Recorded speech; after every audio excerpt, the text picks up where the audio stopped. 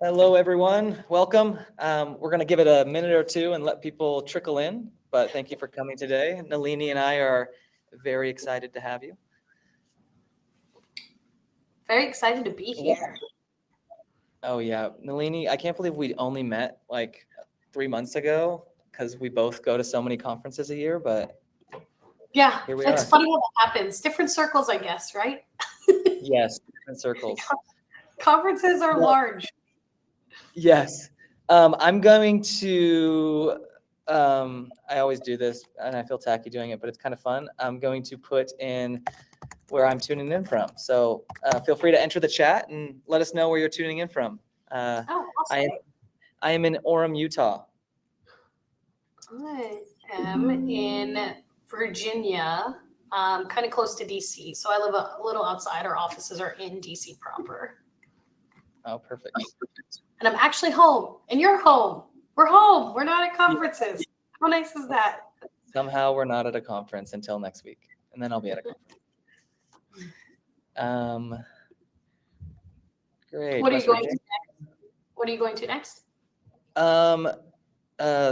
The Affinipay brand, they're doing their Kaleidoscope in Austin. Okay. So it's like the My Case peer. I'm really excited for it. It's their first time doing it, but it's obviously a big brand. LawPay, all their clients, so it should be really good. Columbia. Ooh, that's different. Laura. Yeah. I'm hearing more and more Colombian employees in law firms, and I think it's awesome. My brother lived in Colombia for a time. Very well. Well, let's get going. Excited to have this conversation today. As we're reading, turning clients into advocates. We're talking today, and now, like Nalini is from BluShark Digital. I'll do that intro first, and then I think the intro will be helpful to kind of paint the picture of why we two are bringing together and talking about this the subject at hand. So I'm Matt McCllean. I'm a co-founder, and I wear an ops hat here at Hona. And Hona is all about client experience, and not only client experience, but taking those client interactions and building strong relationships in a way that your cases settle for more value, your cases settle more quickly, and your clients love you so much that they're going to keep sending you more business. And so like client interactions are all foundational to so much of how law firms run. And so that's what Hona is all about, is creating that optimal client experience. Nalini's awesome. I'll let you introduce yourself because I won't do you justice, but go ahead, Nalini. I'm sure you would have. Nalini Prasad, Chief Strategy Officer at BluShark Digital. I think the conversation of nurturing your clients are so important.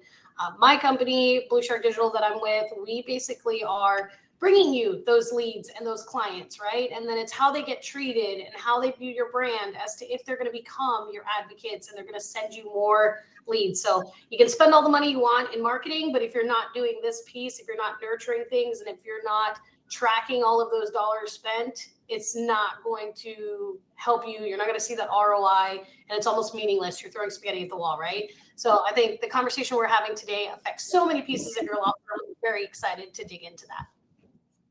Perfect. Thank you.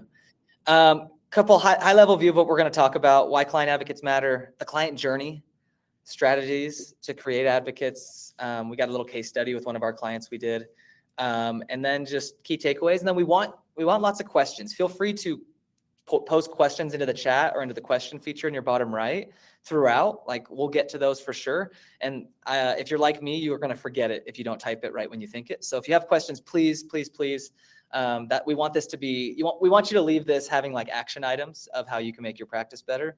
And so usually there's questions that can help out with that. Client advocacy. Do you guys use that kind of verbiage much, Nalini? Do you guys talk about client advocacy kind of like internally at BluShark and with your clients? Yes, absolutely. It is making sure that your clients have such a good journey that they are out there saying, I've had the best experience, and they become a referral source, right? Because people tell me all the time, or ask me all the time, if I'm not doing digital marketing, what are other ways that I can build my business? This is one of the lowest hanging fruit opportunities you have, is turning your clients into those advocates for you. Yeah, and I think we're going to talk about some like really actionable ways to turn them into advocates, because like obviously happy people that are happy with their experience with a business are going to refer you.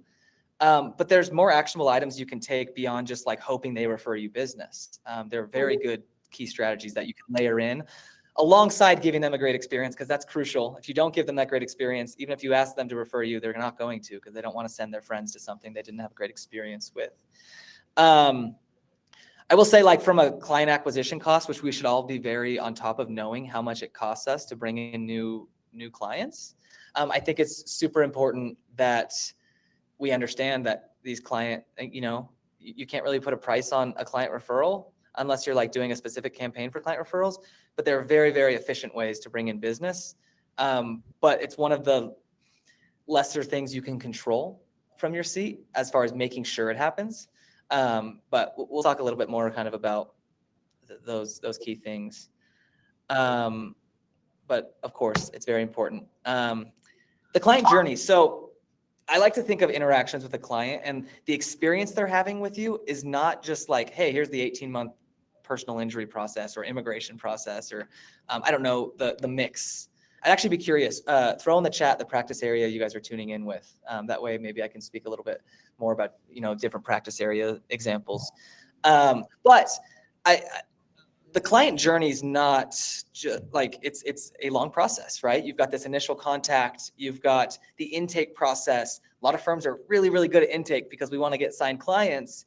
And then immediately after intake, if you've set high expectations of client experience and client interaction, sometimes if you don't meet those same expectations throughout the case, it actually sets you up for a bit of failure. Like, you almost will be better off not having a perfect intake and then like having a not so perfect rest of your client experience.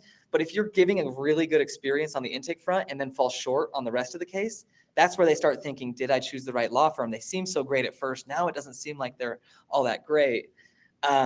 You're nodding in agreement, Nalini, which I love. What's coming to mind right now with that? Yeah, we see this in all businesses, and one of the positions that we're seeing more often filled in law firms is a sales intake person, right? So it's the most important piece to pick up the phone on time, but it's also to convert that person to become a client for you. And there's so much training going into, like, let's be empathetic, let's make sure we're listening to them, but also let's make sure we close it. The issue here is that a lot of firms will find a badass salesperson. They're going to close it, but they're doing exactly what you said. They're setting all these great expectations. They are bonding with that client, but then you move away from that face, and now it's your team. And the problem that I see is the disconnect where they're like, okay, we signed it. It's great. Like, our lawyers will do a good job and that'll be it. They completely leave out the touch points that those people still need, a new face that they need as their point of contact, right? Or just communication, because they have been led to believe they're going to have this personable, wonderful experience. And it's absolutely true. It's better to start with a regular intake and a regular sign and a regular experience than to start high and go low. Even if you delivered a great result, the feeling that person has is, man, it was here and it went here. So I can't Absolutely. so much that I see that right now with law firms.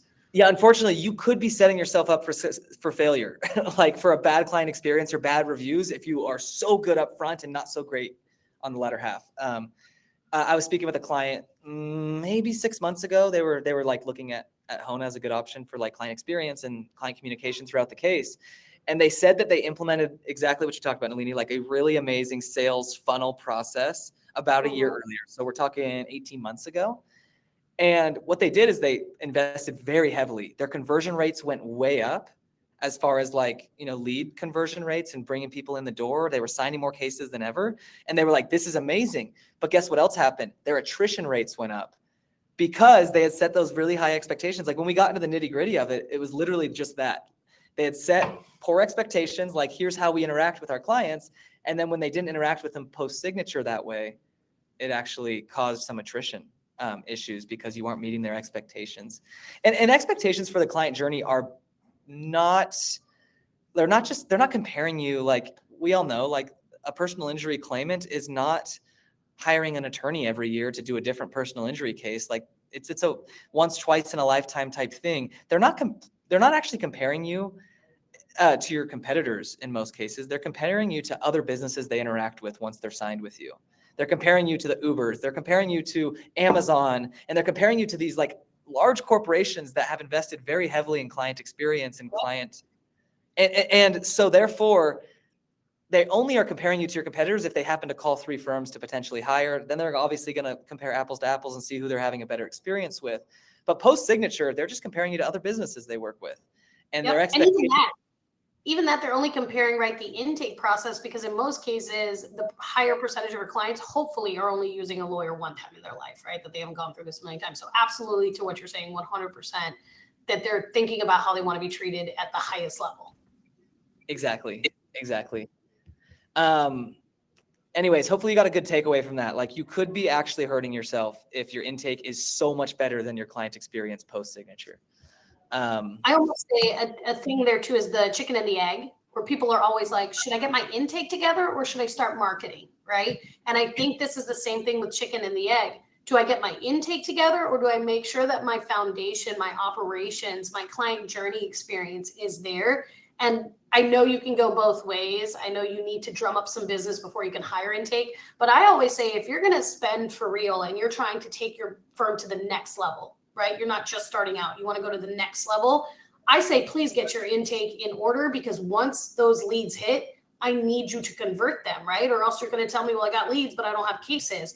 I think it's the same way here. Before you go say, I'm going to be this awesome firm with a great salesperson, have some sort of client journey, right? And it's not just, this is also the piece that I love about this presentation, is people can say, okay, well, I'll make my client journey great. I'll make sure that this person talks to this person and this person talks to this person. There's no SOP.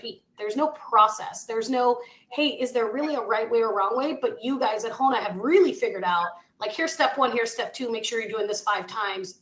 There is a method to the madness. And it's like, if you haven't learned that, if you haven't taken the time for that, what's the point in investing in this salesperson, right? So totally. I say that's, yeah, comes first. And it's all about setting proper expectations, right? So like, I mean, it goes right into this next talking point, is like setting expectations extremely clearly during onboarding. Hey, this is a bit of a longer process. And I know we have really good conversations. Like, most firms I talk to do set really good expectations. But what happens is you set expectations for 15 minutes and all of it goes out, in one ear, out the other. And they're like, okay, where's my money?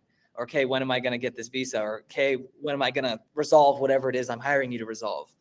So setting those expectations, and then also realizing they have some expectations of how they want to be communicated with, and doing your best to meet those expectations, like throughout the entire case, not just the middle. So a little direction here, setting expectations clearly.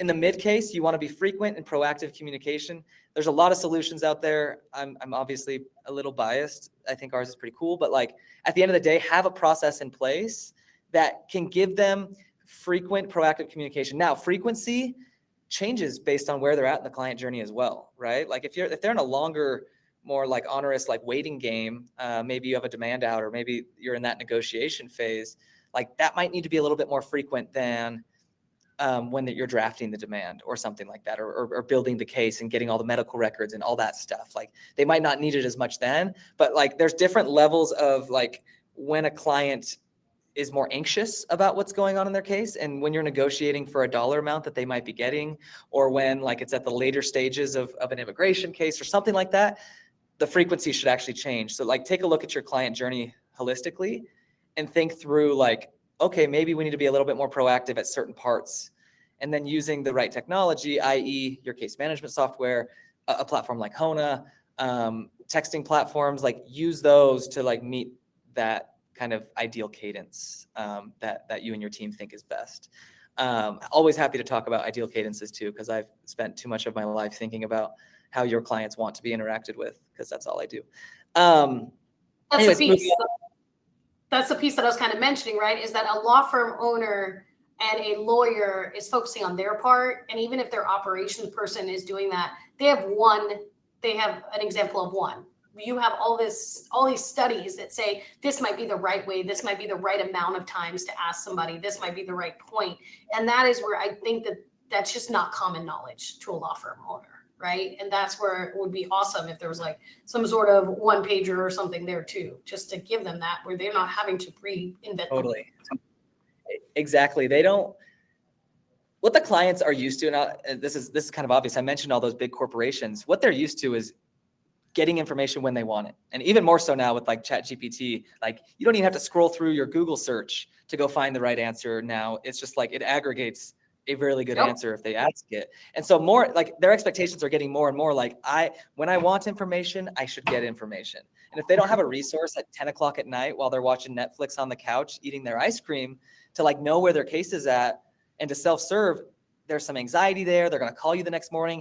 Your team might not be equipped to like get back to them super quickly. They're like, why did it take them, a day to call me back, or maybe not even call me back, or like send me an email. So like, that's just like a little insight into how these people think. It's, and like clients' expectations are really, really high. Like, I don't even think like Nalini, sometimes we talk to firms and they're like, we try our best. I'm like, I know you're trying your best. Like it's really a hard problem. Like, these client expectations today with all this technology in the world are just different than they were 20 years ago, 10 years ago, 5 years ago. Like, yeah, people just want to know what they want to know when they want to know it. So keep that in mind, like some sort of resource. I've seen firms have like a landing page on their websites that's like, are you a current client? And then it'll push them towards like FAQs or frequently, like the milestones throughout a case. We obviously have like a proactive version of that as you update your case management, it's going to keep them updated and give them education and keep them apprised of like the things they need to know. And then they can visit at any time. But like there's a few different solutions on the spectrum, but like that should be something I think every firm has in place.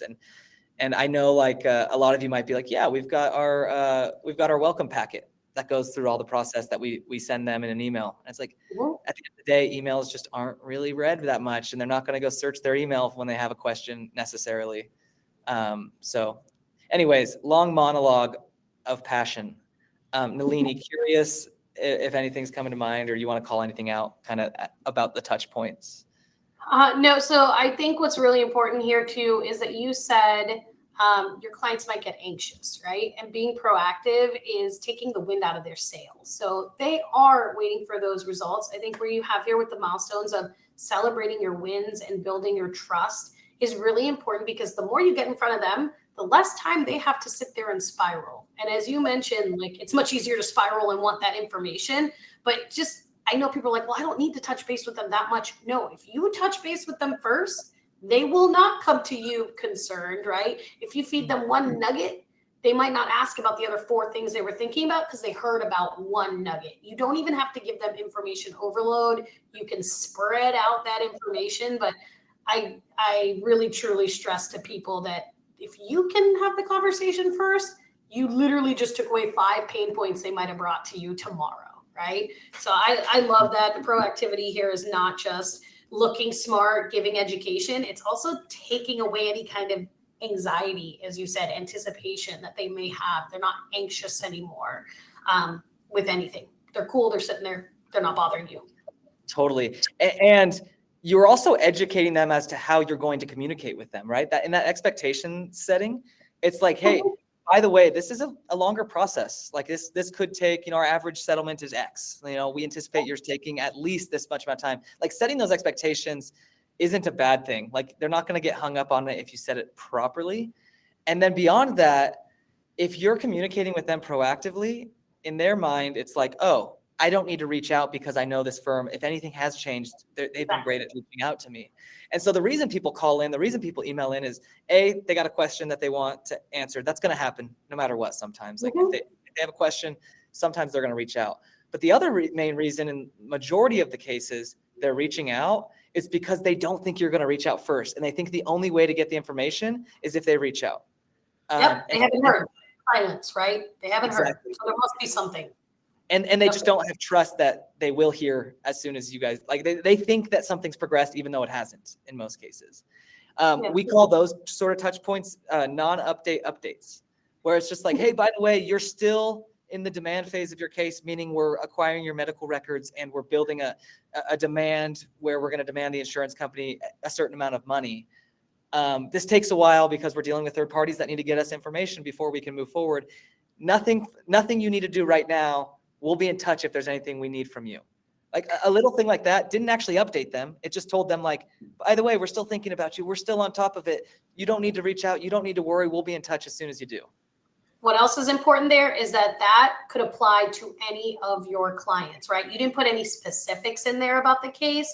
It can be scripted because a lot of people will say, okay, sounded wonderful, Matt. You have such a great game plan, but like, how am I going to make sure these are happening all the time? Who's going to program all this stuff? And the idea is you can be basic with those updates because at every case, these certain things happen, whether it's lemon law, whether it's consumer law, right? A case is a case, and these are the updates you'll have. So having that playbook again and just making it automated is where you're going. Like, don't try to do this with a case manager that's going to be in charge of looking at every case and sending this, right? Make it automated. That's the biggest piece of this. And it can work and it will work. Totally. We call our no update, like the feature in Hona that we do the no update updates with, we call drip notifications. And it's exactly what you said. They're set up generically like, hey, when they've been in the demand phase for 14 days, send a text message that says, hey, insert first name, and the system will enter the first name. Hey, John, just wanted to remind you, so on and so forth. And then at day 28, let's hit them with a slightly different message. And then you could space it out kind of, we have kind of like best practices and templates and stuff that are like, where we feel clients are most engaged, least anxious, least likely to call in, most likely to have a really good experience with you. But like, that's like those drip notifications, figure out how to get that set up. Those generic messages that just kind of apprise them of like, this is why it's taking so long, or here's all that has to happen before we can progress. We'll be in touch. Clients love those, even though they're not really getting new information because you probably already told them those things. But you're proactively communicating with them, which is what they love. Oh my gosh, communicating proactively. I think we're just going to get into a couple strategies now. So it's like set clear expectations on communication frequency, where it's like, hey, our goal, a firm that I spoke with recently, it's kind of the best. It's an amazing cadence because they layer in like really great technology with personal touch. Every 45 days, they're on the phone with a client during personal injury. During a certain phase. I can't remember exactly what it was, but it was like every 30 days during this phase, every 45 days during this phase for some of the longer phases. And they like built this whole thing where the case management system tasks their case manager to call every 30 days, and they're just super on top of it. And they're seeing amazing Google reviews. They're seeing more client referrals. They're seeing all these amazing things as a lagging effect of just creating this amazing client experience.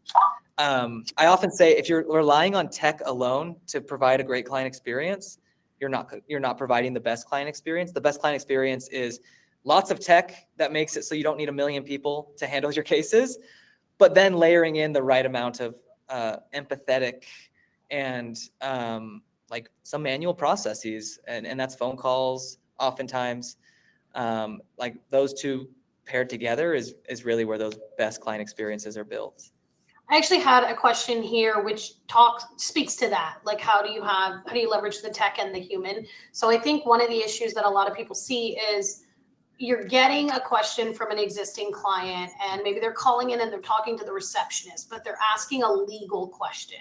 And the receptionist has to say every time, you know what, I'm going to have to get a lawyer to get back to you. Or, sorry, I can't help you. I'm going to need to blah, blah, blah, right? And then that gets lost. The lawyer never gets back to the person, or it's more manual. So is there a way that, and I honestly don't know the answer to this question, but within the platform or best practices, is there a way that there's like a wiki within the firm where anybody can have access to an answer? Is there like scripted answers for frequently asked questions that someone pulls up that you can click a button and it sends out, or does that still delay the process because knowledge is not there in the person who picks up the phone?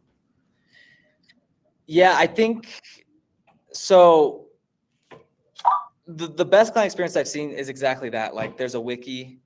Even some are now starting to feed their wiki to like a ChatGPT agent where it says, hey, your main goal is, and sorry, a ChatGPT agent, if you have the premium version of ChatGPT, you can spin up unique agents that like just have one purpose. So for anyone out there who might, I didn't want to skim over that. It's an amazing feature. What you can do is you can say, hey, your mission is to be the source of truth for our receptionist anytime he or she gets a question on the phone. And then you could feed it your wiki. You can feed it all your your frequently asked questions. You can use ChatGPT to generate that list of, hey, what are the most common questions in a personal injury case? What are the most common questions in this type of immigration case for this state? You can feed it that wiki you're talking about, Nalini, and then now your receptionist does have a source. Okay. Yeah, and that's a really cool way. I will say, like, you want people to not only be able to find that information by calling, right? Like, that's not a great experience. There's a lot of people that will call you and annoy you, but there's a lot of people that will just fester in their unhappiness and not call, right? And then every day they're not calling, they're just getting more unsatisfied, but you have no idea that they're unsatisfied because they're not calling in to ask, or they're not calling in to prompt you. So it's like, there's a lot there. You want to give them a resource that they can go to. That's sometimes I see FAQs on websites. I see anyone who uses Hona gets, part of our platform is an FAQ section and video explainers and stuff, but like, there's got to be something there. So it literally can be the first email they send. I'm going to tell you, your clients probably won't, a lot of them won't see it because it's just, they're not going to think to go there. But like, you want to enable them with that resource alongside giving the receptionist the right resource to answer questions, right? Cool. I think that's something important for firms because it's an issue that they all face and maybe they don't identify it as an issue, but a lot of client feedback and feelings on whether that client journey was good is like, did I get an answer right away? Did I ever get an answer back? Right. And I think a lot of times it does fall through the cracks. And I think it's important for people to hear there are lots of tools out there, but process is important. Having some database so you're empowering people to answer, and you're not the bottleneck. You shouldn't have to be getting on these calls. That's the whole point of delegating it, right? So lots of different opportunities, but to look into something like that, figure out if your firm, that is an issue for you guys, because you may not realize it, but you start asking questions and you're like, this is a simple thing I can implement into my firm as a to-do that will change how fast people get answers, right? That's important to me, that they realize it could be an issue.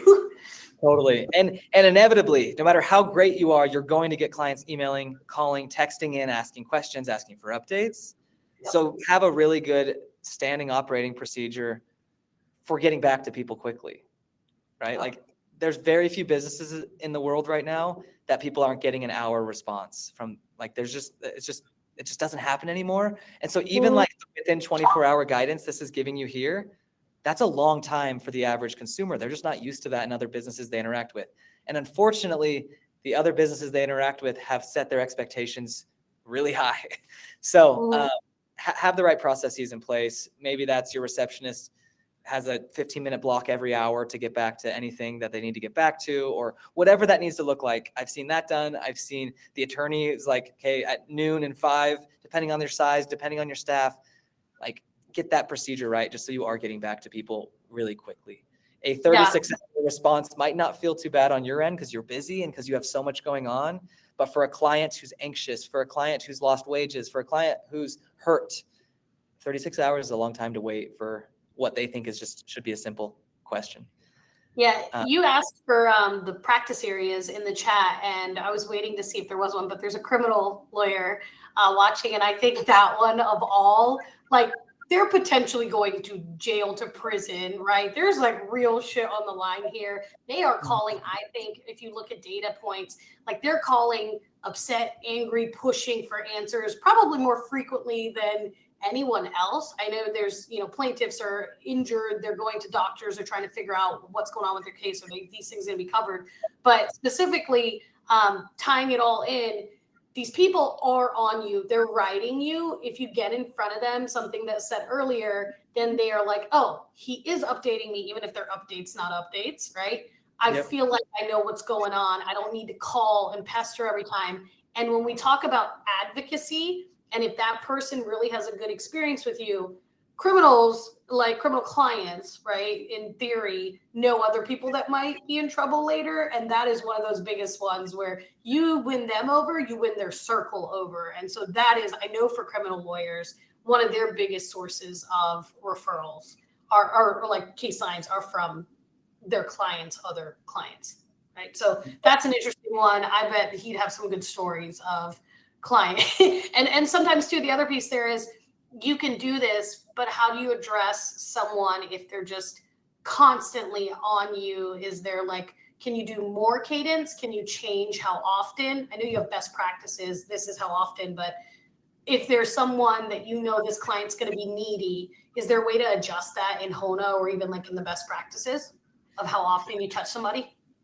Yeah. So yes, we've got people who will be like, they'll set up 2 different versions. It's like personal injury standard and personal injury high touch. And they'll do that in like, and then they'll even have like personal injury wrongful death too. So like you can layer in different cadences based on situations where it's like, oh my gosh, a wrongful death case, you got to be a little bit more sensitive about how you approach your automated communication.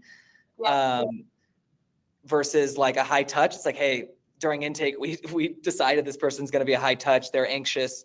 They say they want tons of communication. Let's up the cadence a little bit, or up the frequency, or up the personal call. So yes, that's something I see as a best practice in firms, is like actually approaching different clients in different situations, different cases, slightly differently from a communication standpoint. And that sounds like a lot, and like that's really hard to do, but with the right technology in place, it's actually not that hard to do. The technology does most of it, but that's a great thought that I probably don't call out enough, is like jumping, or taking, being able to bifurcate some of your clients into different buckets of how you should be communicating is a really good practice. We've talked so much about this, so we probably don't need to talk too long about this, but like obviously delivering that great experience is going to create more advocates out of your clients.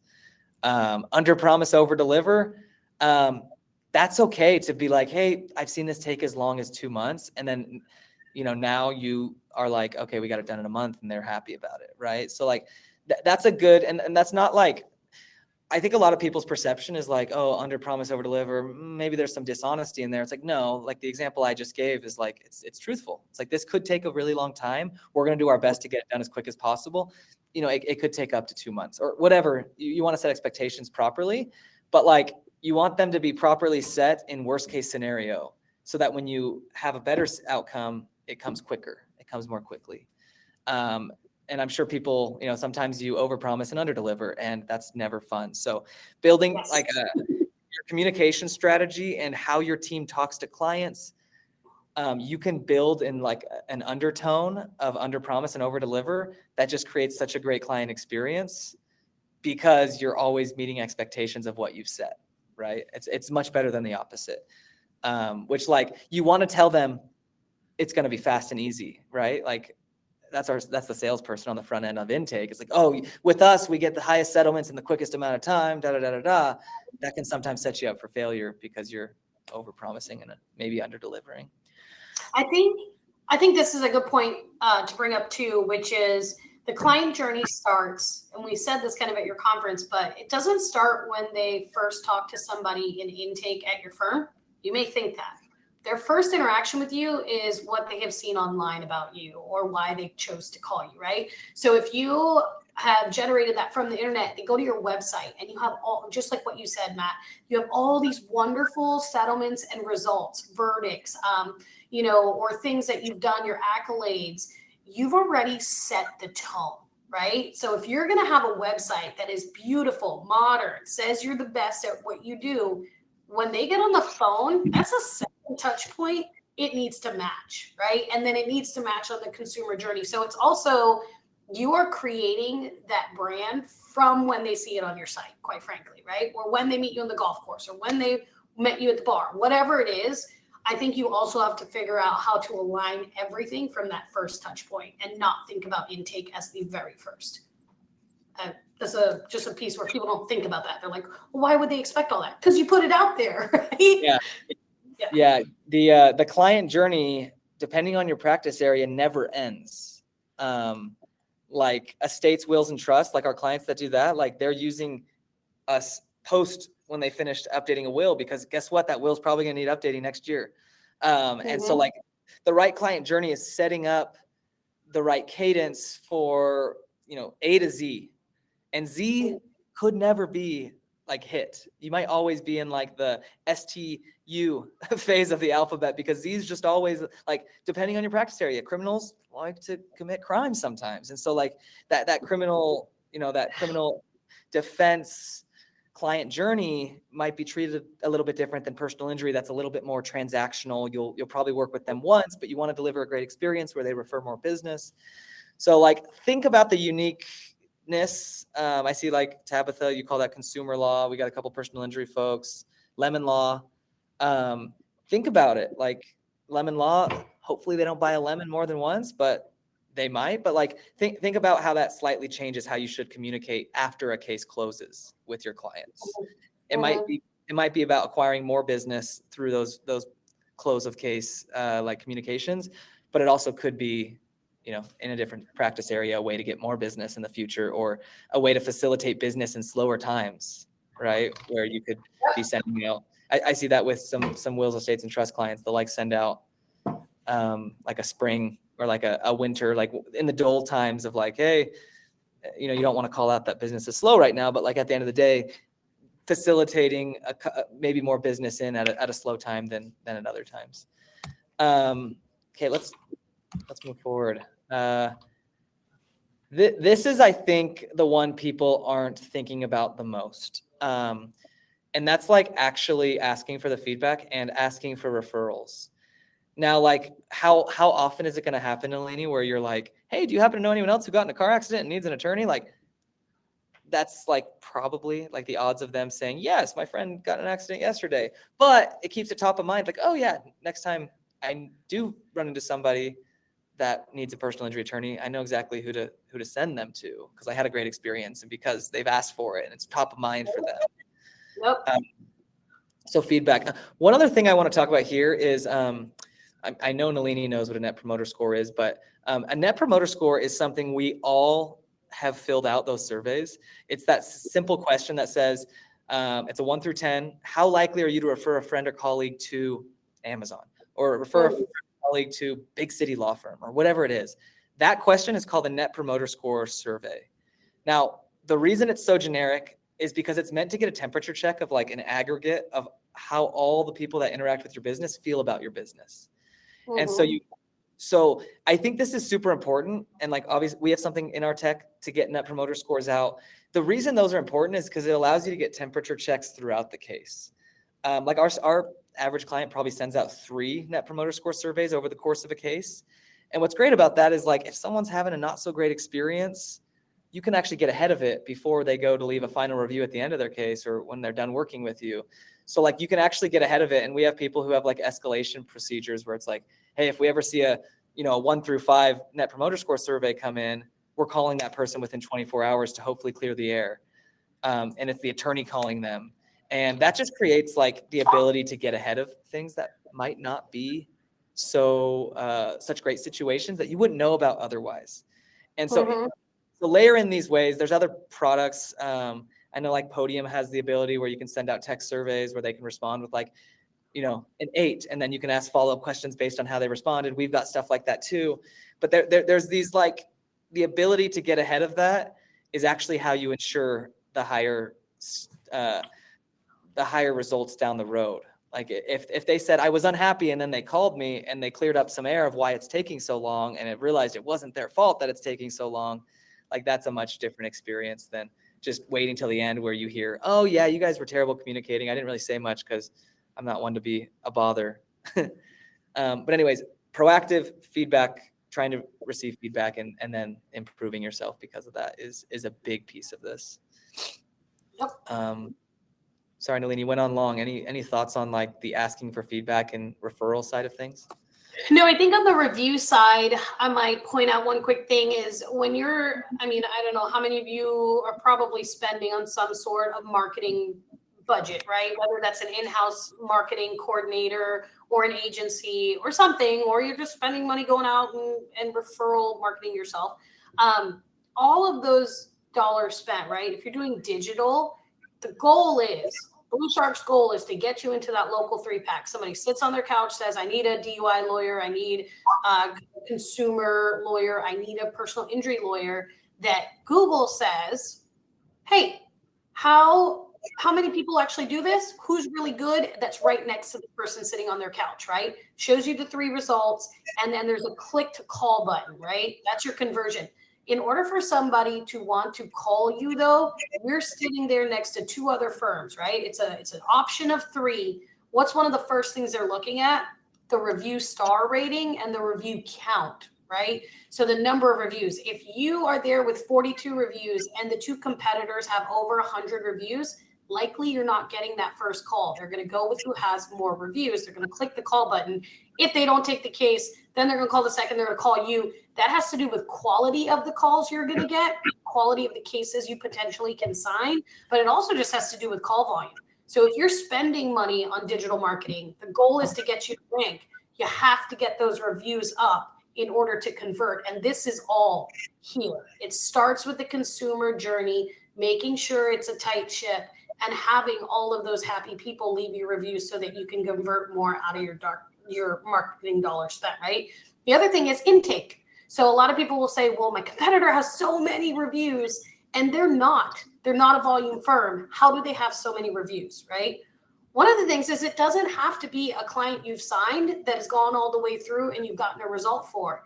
If they had a really good intake with you, you weren't able to take the case, but you did point them in the right direction, and ask right there is, hey, if this was helpful to you, would you mind leaving me a review just so that other folks who are in your shoes who might need help know that we can help them, right?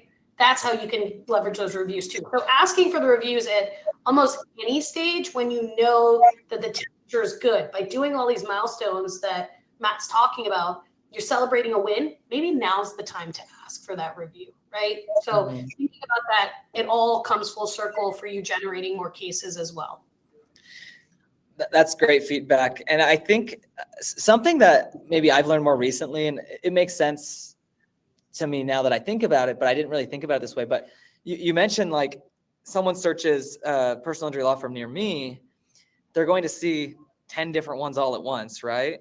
And Google's algorithm actually like kind of determines who comes up first. Like you're going to get the sponsored paid ones, but actually like a piece of the algorithm that's always changing and hard to track exactly how it works because they don't want you to know, is that there's some recency bias to it. So like if you have a competitor who's got a huge firm that has 10,000 reviews, which that's maybe too high, who has 1,000 reviews, like that firm you might think is going to be the most likely to show up at the top. But if your firm's gotten 10 reviews in the past month and that firm's only gotten 2 reviews in the past month, Google's going to be like, maybe this firm's up and coming, or maybe this is the firm that I should show the person searching for it. So like the proactive, always getting more. If you have multiple offices, you got to really understand how to play that game of getting reviews to each office. I know some people will be like, well, let's just flood our least reviewed office with the most reviews and funnel everything there. It's like, that's not usually the best practice because there's a whole game to the Google algorithm that we all live on. Absolutely. And you don't get those reviews without the consumer journey being where it is and being right. Exactly.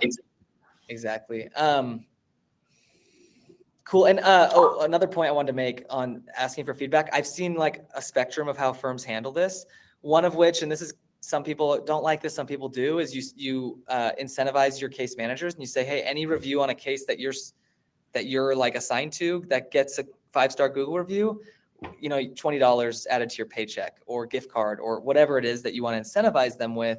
That kind of just gets them understanding, yeah, I could ask for this on every call, right? And like you can put a standing operating procedure of every single call you end that's a positive call, ask for a Google review.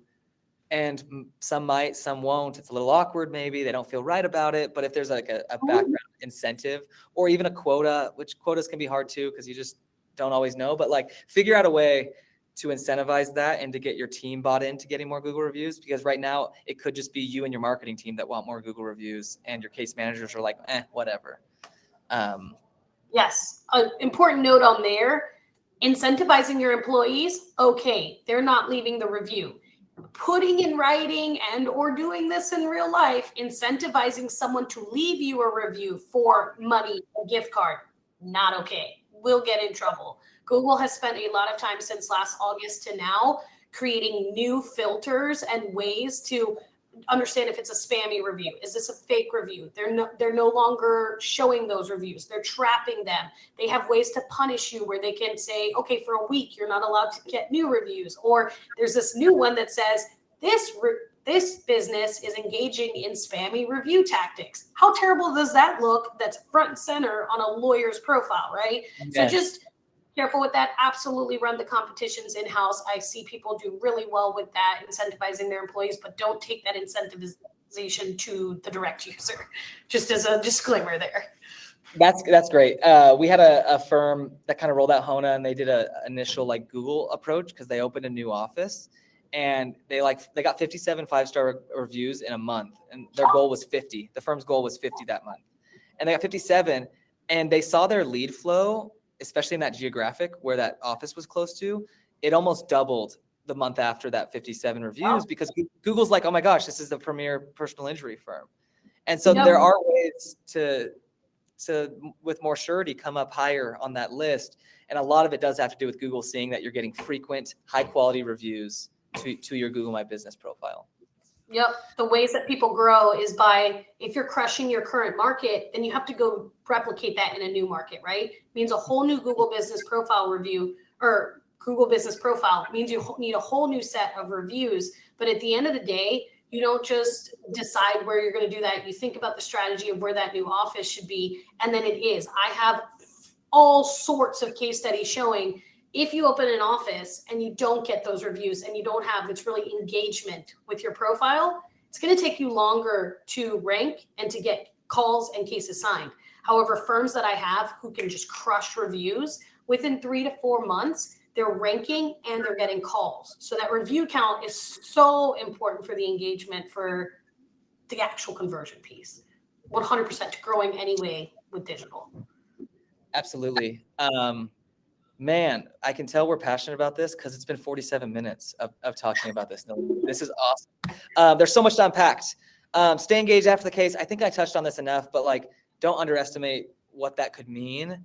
Like, we have a birthday texting feature that you can hit them on their birthday every year with a text. We have one client that sends a text with a link to a YouTube video, and it's the attorney like dressed up in a goofy way. He's kind of a character, and this video goes out on everyone's birthday and said, "Happy birthday from the firm." And you know, it's kind of a silly video, but they send that out on every birthday automatically to their clients. So like, stay engaged after the case. There's different ways based on your practice area to use that after case engagement to drive more business, to drive referrals. But just like, don't forget that is a resource and source of new opportunities if you are staying engaged after the case with your clients. Yeah, I'll quickly brush on this because I think it's cool. Bundy Law, they're out of Oklahoma, kind of a larger scale family law firm, awesome client of ours. They've been with us for a couple of years, but they wanted to grow without ad spend. They felt like they were reliant on some of their ad spend. And so in initially bringing on Hona, they were like, okay, this is going to improve our client communications. It's going to get us more Google reviews. We've got a lot of features for doing that. And so that was step one. And then they were able to like, you know, uplift their client communication with us, meet client expectations, which is really the important part. Like, that's what client experience is all about, is just meeting what their expectations are. And you can help set those expectations, but if you don't meet the expectations, that's when you get a 1-star review. When you exceed, that's when they go out of their way to advocate for you. And so he saw an uptick. I feel like this slide is missing something because I think the uptick was about 2x client referrals a year later after implementing Hona. I think the results needed no words because clearly it was going to be an increase in what they saw, right? Yeah. Yes. And he called out that reviews and referrals are now like his top source for new cases. And yeah, it was great. So referrals come from great service. It's not luck. You got to give good, consistent experience or service and client experience throughout the entire client journey. Simple changes and like simple things actually make really a big impact. And that's just proactive communication every other week during the treatment phase, or every week during the treatment phase, or, you know, X amount of times during whatever phase or whatever it is. Happy clients will advocate for your firm. They will promote you. That's what the Net Promoter Score is. You should do a read on what Net Promoter Score means and try to implement it in your business, because you get an understanding of like, how many people are detracting from your brand, meaning they will actively say, oh, whatever you do, don't hire X, versus people who are kind of neutral about your brand versus people that will actually promote your brand. And so spend an hour reading some, or like talk to ChatGPT for 20 minutes about Net Promoter Score and how you could like build it into your business. And then just focus on client connection and being connected to that person and not just the resolution. Like you want them to feel like you're fighting for them. And I know that's what you're doing, but you want to make sure they feel that. It's not just the resolution at the end. It's they want to feel connected to you. They want to feel like you're their trusted advocate, and then they'll happily be yours. I want to add one takeaway there real quick before, because Brad did put a great question in there. The thing that I always say, two things is one, if this were my business, what would I do? I always give that answer, right? Because there's lots of questions and things you can do and tools. There's no right answer. There's no wrong answer, right? It's how you want to run your business. But the second thing I always say is, well, let's work backwards. Is this platform, is this strategy worth it? Should I be doing this? And I start from the end goal, and it is, well, what is going to come of this? When we talk about client journey and we talk about advocates, turning these clients into advocates, the thing that hands down we haven't said outright in this conversation yet, we look at all the data. You can sign decent cases from internet. You can sign decent cases once in a while, like high dollar cases, of course, right? Because it's volume. But almost every single referral that you get is a high dollar case, right? Because if they're going to their friend, it means they know they have a case and they want the best lawyer, right? And they want to go with someone they like and trust. Criminal, if it's going to be my life is on the line, I don't know how long I'm going away for. I'm going to my buddy who's been in that seat before, and I'm asking them who's the best lawyer in this town, right? So you're getting just quality cases from referrals. And so if you were to build that referral pipeline, the best way to do that is through client journey. And so in my head, if I'm getting my highest dollar cases, I need to put the money into client journey because that is going to be my lowest cost per case signed, right? And you said ads earlier, ads are your highest cost per case signed. Digital is there in the middle. But I think that's really important that these are not just cases. Your advocates are going to bring you your best cases. Absolutely. And by the way, like, not sure on all the sophistication of all of your accounting functions at your firm, but when you're like calculating the client acquisition cost, like you can layer in all this technology into like your marketing spend, because it's like at the end of the day, you're implementing it to build that client referral, to build that client experience, to build that up. Like that should come from your marketing budget in most cases, because that's at the end of the day, really what it's about is driving more business through your clients. And so like, to your point, those are extremely inexpensive. Yes, you can tie it back to the tech you're using. Yes, you can tie it back to the man hours of giving a good client experience. But like at the end of the day, I think that's important to think through. I had a firm one time was like, yeah, we're so proud of our client acquisition cost. And then like we go into the nitty gritty. I was just curious, like, well, how do you calculate it? And it was actually really sad because it was like almost 3x what they thought it was, because they weren't putting in like this really important, huge cost to it. And it was like, oh, yeah. And he's like, I guess I'm not so proud of it. But it's important to know those numbers, because then you can know how to invest. You know what opportunity sources bring you good, healthy, strong business that's recurring and repeatable. And it's about turning your firm and turning your clients into a repeatable motion of getting even more clients. And that's what calling out Bundy Law. He's been very successful at doing that.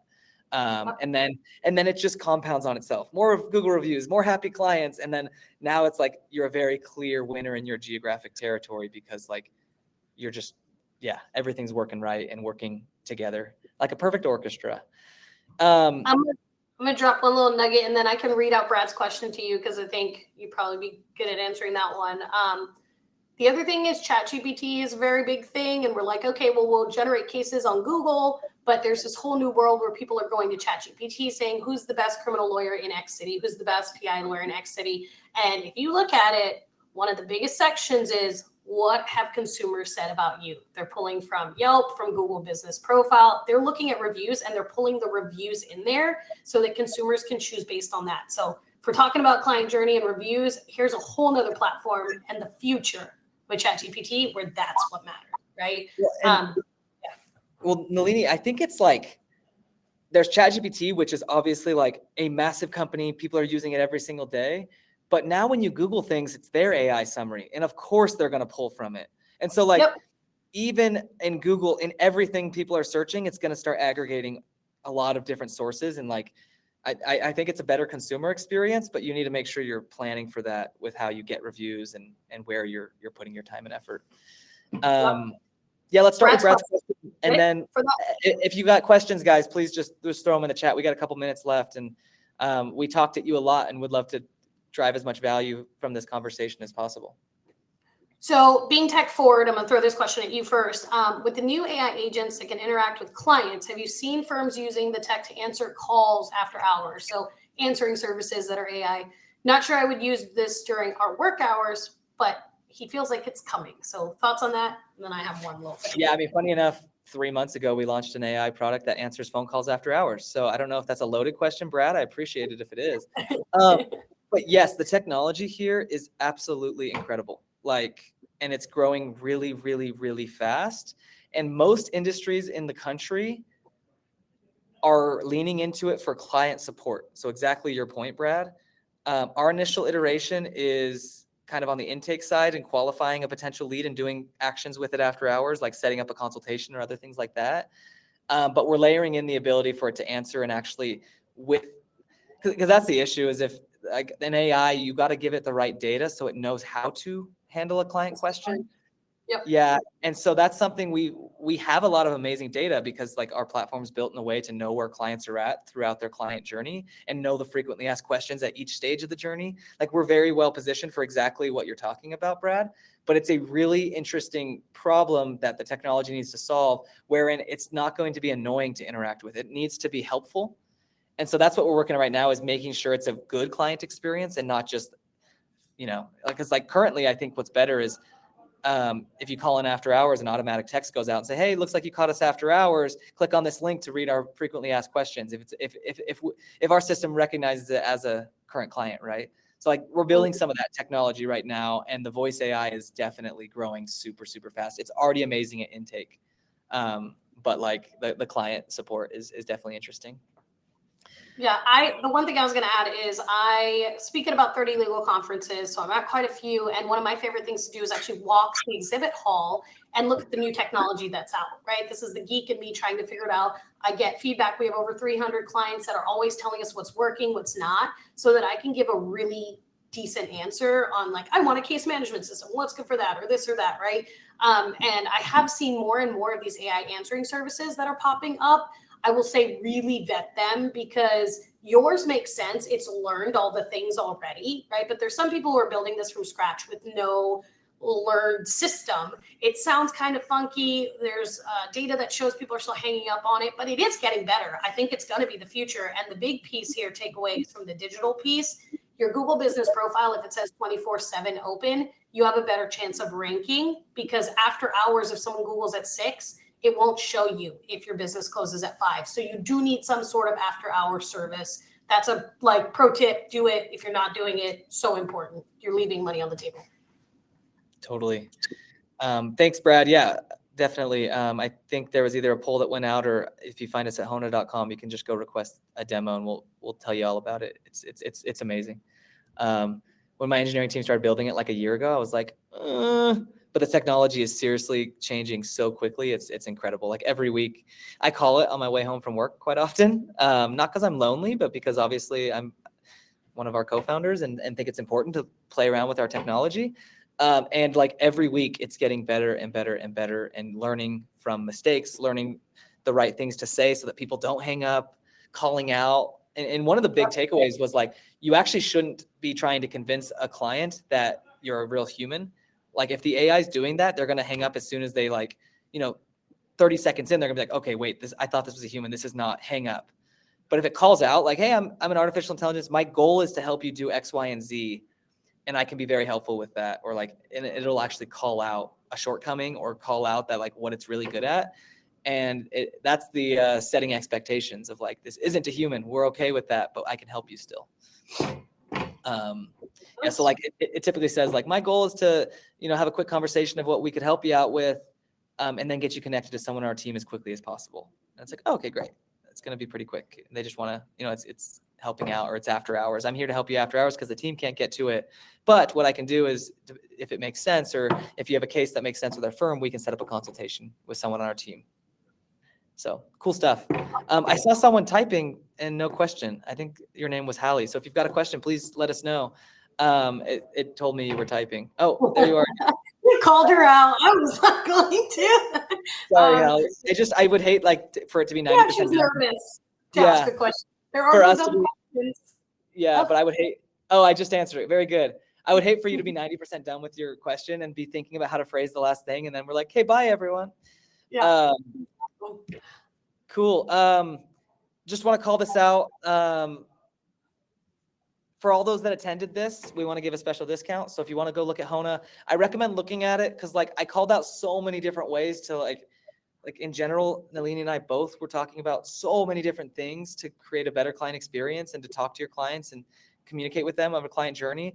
The worst thing you'd get out of checking out Hona is like a bunch of good ideas on how you can improve your current process. The best thing you could get is an amazing software that's going to make your firm operate in like so many different ways better. So I definitely, and then a 10% off thing. Just thanks for coming. We appreciate it. We get a lot of the word out about Hona through these. So. And did you? I had one on the next for our information. Just for there we go. Email. This one is just if you're interested in talking about any kind of legal tech that's going on, I am happy to do that. Matt and I both are a wealth of knowledge beyond what our companies do, right? So I'm always happy to talk about that kind of stuff. But if you're interested in anything about digital, local SEO, if you scan that, I can get you with somebody from our company to just chat. Cool. And if you need an unbiased take on anything legal tech, case management, vendors, I talk to all of them, and we have a lot of clients that just like Nalini that tell us what's working and what's not working. So always happy to help. Thanks everybody. Appreciate the time and have a great rest of your day. We'll see you at the next one.